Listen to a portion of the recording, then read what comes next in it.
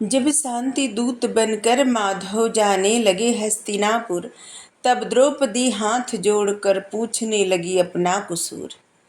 एक प्रश्न है आपसे हे केशव, मेरी उलझन तुम सुलझाओ, मेरे मन की पीड़ा और ग्लानि हरो, फिर शांति दूत बन कर जाओ, फिर शांति दूत बन कर जाओ।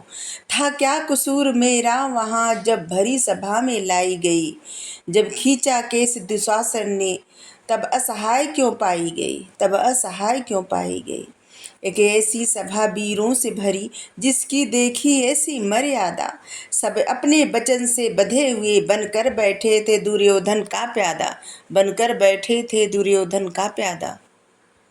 जिस सभा में ऐसे योद्धा थे, उस सभा में नारी का अपमान, जिस सभा में ऐसे योद्धा थे, उस सभा में नारी का अपमान। वस्त्र को हाथ में लिए चीर हरण का हो रहा था घिनौना काम, हो रहा था घिनौना काम। हे केशव मैं हाथ जोड़कर सबको कितना पुकारी थी, हे केशव मैं हाथ जोड़कर सबको कितना पुकारी थी, हाथ जोड़ कर करके विनती, मैं तो उस वक्त हारी थी, मैं तो उस वक्त हारी थी।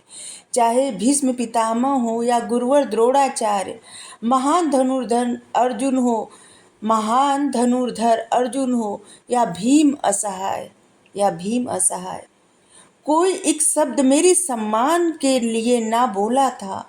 दुर्योधन ने जंघा पीटी कर्ण वेश्या बोला था, दुर्योधन ने जंघा पीटी कर्ण वेश्या बोला था।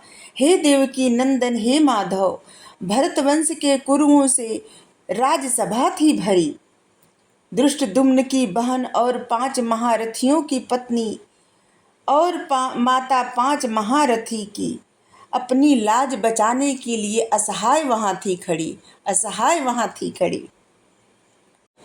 हे वासुदेव तुम्हारे सिवाय किसी ने ना सुनी मेरी पुकार, हे वासुदेव तुम्हारे सिवाय किसी ने ना सुनी मेरी पुकार, कोई मेरी लाज बचाने को नहीं हुआ तैयार। अब आप ही हे माधव मेरे साथ न्याय करो, अब आप ही हे माधव मेरे साथ न्याय करो, शांति दूत बनकर अब ना मुझसे तुम अन्याय करो, शांति दूत बनकर ना अब तुम मुझसे अन्याय करो। Thank you so much.